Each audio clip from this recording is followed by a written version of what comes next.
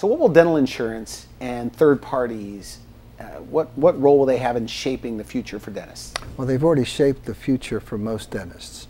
So if you take a look, the 7 out of 10 patients who see a dentist have some form of dental plan. Okay. And 9 out of 10 dentists take some form of dental plan. So that means that their economics, their revenue stream, the way they practice is already dependent on third party. Now, third parties don't have antitrust laws. Third parties can do pretty much what they like to do. And so they're coming up with new avenues to decrease what they'll pay the dentist so that they can reduce the amount they're charging their corporate clients or corporate customers. So the amount they're spending on dentistry is decreasing, so the third parties are decreasing their reimbursement to the dentist. That's called the PPO right now. The PPO is a preferred provider organization, which means they individually sign a contract that says, I will work with you, and if I work with you, this is what I get paid. Mm-hmm. And so they're losing about 20% off the usual customary fees. Now, the third parties are coming up with even a different design called an EPO, an exclusive provider network, which is now a closed panel. So dentists who are panicking, who are worried about their patients, they're going, I better sign up. Well, if they sign up, they're going to get a lower fee than they did from a PPO. So what's the answer? The answer is group, because group has an economy of scale where it's less cost per patient to do the work. And you have professional management, and you can make fairly leveraged contracts with your suppliers and vendors. So you can reduce the cost as the revenues go down and still keep the same margin. Okay, when you say less cost per patient, right? Give me a couple of examples, 3 examples. Clear choice. Yeah. Because of their advertising, because of their marketing. And because of the volume that they do, mm-hmm. and they don't have a lot of difficulty closing. Because people who walk in are basically, the way you work with these guys, they're basically closed. So the amount of energy and time and money spent in patient management is decreased. Also, they can go to the supplier, whatever implants they're using, mm-hmm. and they can say, great. Nobel. Nobel, okay, great. And they say, okay, we want 20% off the standard usual cost. Well, the cost dropped by 20%, and therefore the revenues don't have to be as high for the implant cases. So they can keep their margin. Yeah, they get it cheaper. Profit. They get things, everything, right. Less. Right, that's what Costco does. So why shouldn't these guys do that? Yeah, so you show them how to do it. How many years have you been doing this, by the way? Two questions, by the way. How long have you been doing it, and how long have you been predicting that everything was going to go to group practice? Oh, this is a tough question, Randy. But thank you for asking. Let's see. Predicting, I'd say 5 years when it became obvious to me. Okay. I was going to use some scatologic language in there, but I'll leave it out.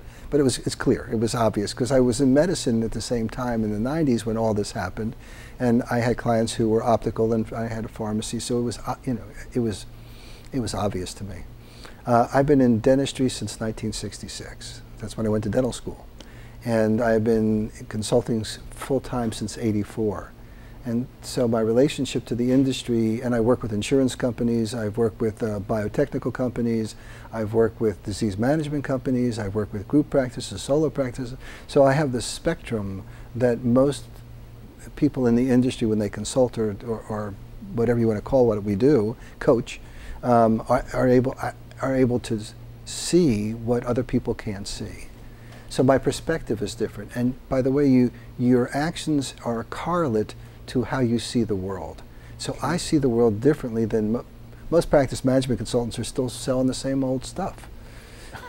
Okay. Okay, they're just doing that because they don't know what else to do. They don't know how to generate a group. They don't know how to move people from I to we, the most difficult passage. And that's what you do. And that's one of the things. And that's the fear, because like you say, most of them got into it because they didn't want to punch a time clock or didn't want to work for someone else.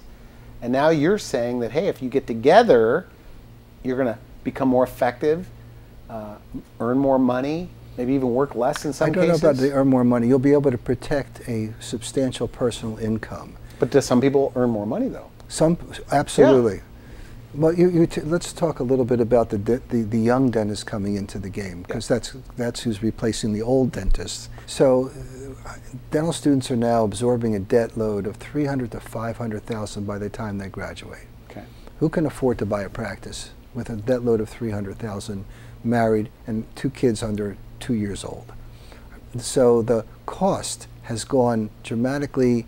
It's much more difficult to qualify and generate enough down payment and monthly income for a young dentist to become an associate or to do anything else. So the group is the avenue that they're taking. Less than 20% of the dentists today are seeking ownership. Okay. So that's an amazing statistic to me. When I went into dentistry, it was 100%. So the young kids need to pay off their loans. They want to make a good living. It's not, some of the clients that you and I are familiar with have substantial personal incomes. Sometimes they're well over $500,000. The young dentist coming out of school is not as aggressive in terms of what their needs are. So they want to make a good living, but they don't, they just want to make a good living and have the stress of their debt reduced, because it's enormous. So if transitioning from a solo to a group practice is so beneficial, then why isn't everybody doing it? Why isn't everybody just saying, I should at least listen to what Dr. Marc Cooper has to say? What is it?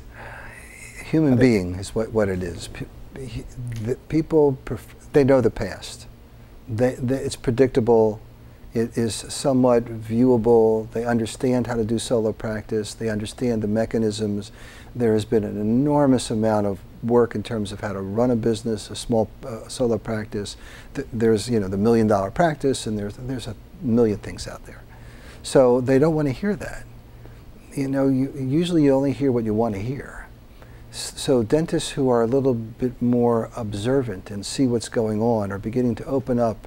It's unavoidable. I mean, if you talk to your dentist and you say, who's down your block, there'll be an Aspen, a Comfort Dental, Affordable Denture, Heartland. I mean, they're there. So now it's becoming physical for them. So they're beginning to go, oh, maybe what Cooper has said is not inaccurate. Maybe it is occurring at the rate he said. And, so now, someone asked me, I see you everywhere now. You're talking at every conference. You're doing all this stuff. And I said, yeah, I'm a 30-year overnight success. Okay. Because I'm here now, and I haven't backed down from what I saw would be the future. So what's the #1 fear they have, though? With everybody that you talk to, okay, because it took a lot of courage to even make the call, or to finally say, okay, I'm gonna look into this. But what is the fear? What are those fears? And maybe you could lay them to rest. Because to me, it seems like it would be overwhelming, taking on a new partner, and, sharing profits, all of this and all of these employees. Again, I'll come back to what I said before. It's the loss of control that they're so afraid of, that their decisions will not be made by them. They'll be made by someone else. And coming from a solo practice, they made every decision. There isn't a decision that doesn't go through them or doesn't go through them. So now they have to rely on other people to make decisions that will influence their future. And that is an uncomfortable state for them. So once they let go, maybe they're coachable, they take your advice. Can it be a lot easier than they anticipated? When they learn how to manage a partnership, which is what they have to learn how to do. You're married, yes? Yeah. Okay. So it's work. Yeah. We won't go into how much work, but look, I read your book, and it applies. Right. But it applies to marriage too, about right. setting up boundaries and setting up, right. What's going to happen, and what we're allowed to do, what we're not allowed to do.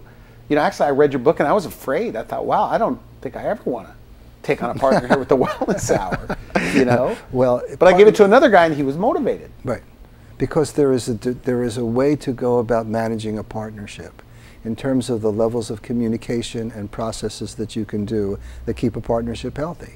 Now, most of them are never done in dentistry, but when they are done, when I work with and I work with a lot of partnerships, they sustain themselves. They really do well, because they have, they have to have a formal meeting. They have to have they ask 2 questions when they sit down at their formal meeting. Are there any expectations that you have of me that I am not fulfilling? That's the first question that they have to ask. And the second one, is there any concerns you have about me or my performance or my behavior that you have not communicated? If you ask those 2 questions in a partnership, and you just do that, you will be able to handle most breakdowns before they happen.